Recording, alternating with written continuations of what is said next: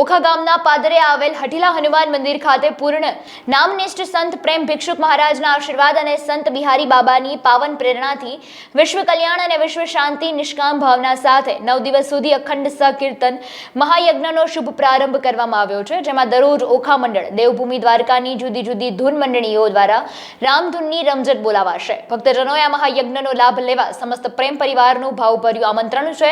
તેમજ 31 ડિસેમ્બરના રાત્રે 2024 નવા વર્ષને વધાવવા યુવાનોએ રામધૂન સાથે ઉજવણી કરવા હઠીલા હનુમાન ગ્રુપ સાથે મોહનભાઈ બારાઈએ અનુરોધ કર્યો છે। બોલો હનુમાનજી મહારાજ કી જય, વૈદ્યનાથ મહાદેવ કી જય। मनोजवं मारुततुल्य वेगं जितेन्द्रियं बुद्धिमतां वरिष्ठं वातात्मनं जुवानयुक्तं श्री रामदूतं शरणं प्रपद्ये। ઓખામનની અંદર જે હઠીલા હનુમાનજી મહારાજનું મંદિર છે ઓખામાં, તેમાં છેલ્લા 20-22 વર્ષથી આ અખંડ રામધૂન મહાયજ્ઞ ચાલે છે। તેમાં હરેક સમાજના લોકો આવી શોભા તથા ભજન કીર્તન કરે છે અને સૌને પ્રસાદી દેવામાં આવે છે।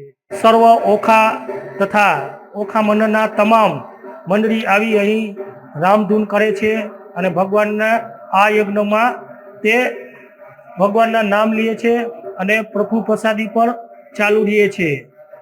તો આ રામધૂનની અંદર ઓખા મંડળની ધર્મપ્રેમી જનતાઓને લાભ લેવા નમ્ર વિનંતી।